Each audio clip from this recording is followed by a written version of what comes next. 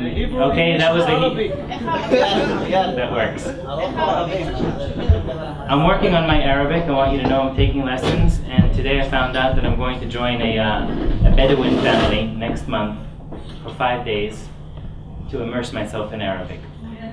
Tov, Chaverim, welcome to the Peace Café.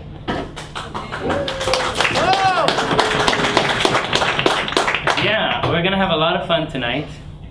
If you don't know what this is about or what's going on, don't worry. Nobody knows what's gonna happen, but you're gonna find out now. Today we're building a community. We're building a community of peacemakers. And today is our first official event. And if it's okay with you, I want to share with you the story of how this came about. So as you know, the situation, the matzav in Israel is not so simple.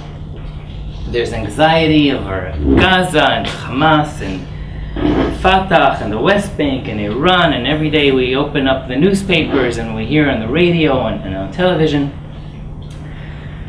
And I felt that it was a matzav mafchid, really scary, and what we needed to do is find a way to find hope. So I decided I'm going to pull together all my friends, and I called all my friends that I know that are like us, are people that want to be optimistic. And I said, we're going to come together, we're going to form a community, we're going to have fun, we're going to make it an event. And they said, Eyal, you're crazy. Ze lo ya'avod. And so I actually called my friends, and we came together, and the meeting fell apart, and that was December 2006. It took a year and a half, and here we are tonight. So first of all, please give yourselves a round of applause.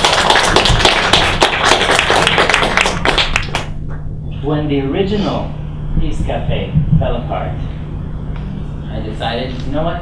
Let's try to see if we can do this on the internet. So we opened up mepeace.org, and I see a lot of you who I recognize as peacemakers from our community.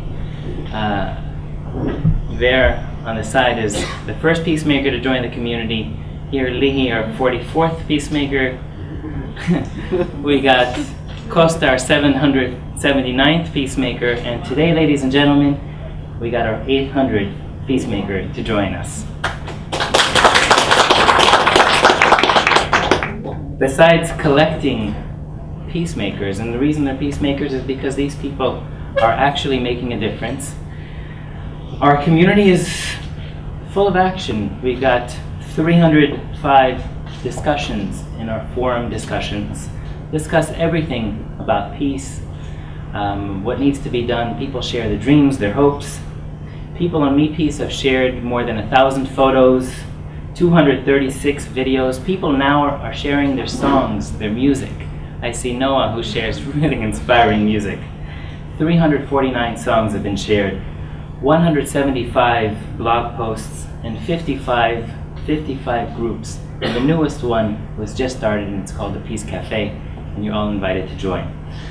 Well, 3 months ago, MePeace, the community, got good press coverage in Haaretz and also on television. And since then, every week, we've gotten 10,000 page visits on average. Israelis, Palestinians, and good people from, if I told you how many countries visit MePeace, you would laugh. But let's just say that if we took a Knesset member and sent a Knesset member to every country from which we've been visited, we wouldn't have enough Knesset members. Yes, countries not just in Israel and America and Europe, countries like Syria, Iran, Iraq, these are communities these are places where people actually tap into our community and see that there are people in Israel that want there to be peace.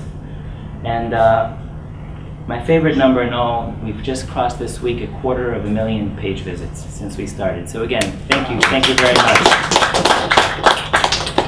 We've got a wonderful community, but we've got great challenges. One of the most difficult things in setting up this special event is that 15 Palestinians wrote to me and called me and asked to be here, and it was not possible to get the army to issue those permits. I had to tell every single one of those that I could not arrange for permits. This is something that I'm working on with the army, so that our next event will have Palestinians here. It's not just Palestinians. You can have the event somewhere else. Yeah. Well, Not in Tel Aviv. Yoav, I think that's a great idea, and I'm going to come right back to that. Yesterday, one of the peacemakers on Me Peace, actually the first Arab woman that I profiled as a featured peacemaker, was at the border of Israel. She was on her way to the Peace Café from Jordan. She was stopped at her border with her 5-year-old son, was interrogated for 3 hours, and was sent back to Jordan. And she went back last night to Jordan. And I spoke with her, and she asked me to send her warm regards and success to all of us. But she went to Me Peace, the website, last night, and she wrote a blog post, and she shared her experience. And she spoke about the way she was treated by the Israeli soldiers. She described being treated miserably. And one of the soldiers who asked her, "What are you coming for?" and she told him she's coming to the Me Peace Café, said, "What, are you going to save the world?" She shared that in our community, and the community really responded to her online. And in answer to Yoav's suggestion of having events perhaps outside of Tel Aviv, I just want to announce our next event will be next month in Jordan. And if any of you are interested in participating, please come to me later and we'll talk about that. Tonight's event, it's called the Peace Café. I'm going to introduce in a moment Neri. Neri is going to tell you how this works. We've got discussions about really the basics of building a community for peace, how politics and peace are involved, how we can use the internet to forward our community, to forward our mission, how we can build community, what needs to be done to build this community, how the media is involved, how can we enroll, איך אפשר לגייס את התקשורת for peace. And I'm going to, I'd like to first of all thank all the people who are